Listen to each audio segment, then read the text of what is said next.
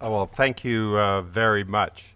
It gives me great pleasure as President of the International Council for Open and Distance Education to welcome you here to the 2009 ICDE Standing Conference of Presidents. This is an opportunity for us to get together to talk about the issues facing all of us and this is not too grand, talk about the issues facing the world in learning. There's a few numbers that it's worth thinking about as we begin our deliberations. First is there are 6.5 billion people in the world, and if you want to be frightened, about 2 billion of them are teenagers. And the reason that number is interesting is because while all 6.5 billion people are lifelong learners, those 2 billion teenagers are the future of the planet, and they are the future, in fact, of mankind. What you also have to remember is that there are approximately 150 million places in the world for post-secondary learning. If we want to increase that to a reasonable number so that 30 to 40% of people can get learning, we have to double, we have to triple the number of places in the world. We have to move from 150 million to 300 million places within the next decade. The only way that can be done is through open and distance learning and using technology.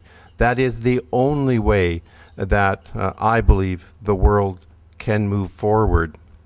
And just as the members of ICDE, who represent collectively about, and I did a calculation, about 20 million students. So that is an incredible responsibility for people in this room. And we're talking not only about those 20 million students we represent over the next few days, we're also talking about the other 60 to 70 million students that are out there that are looking for education. And we have, I believe, the tools, we collectively have the vision to reshape the map of lifelong learning. Now, just as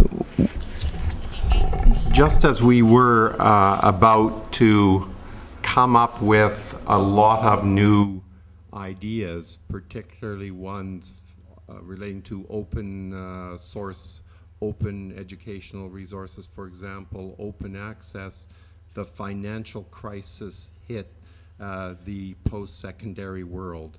It was a very, very serious, and still is a serious crisis.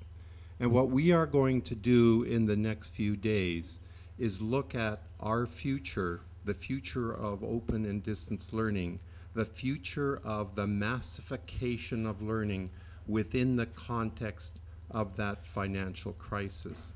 Because how we come to grips with the outcomes of that crisis, how we manage the challenges it presents to us globally, will in fact dictate the future of open and distance learning. So with those challenges in front of us, which are really quite daunting, but there's nothing like a daunting challenge to executive officers and to rise to the challenge and come with solutions.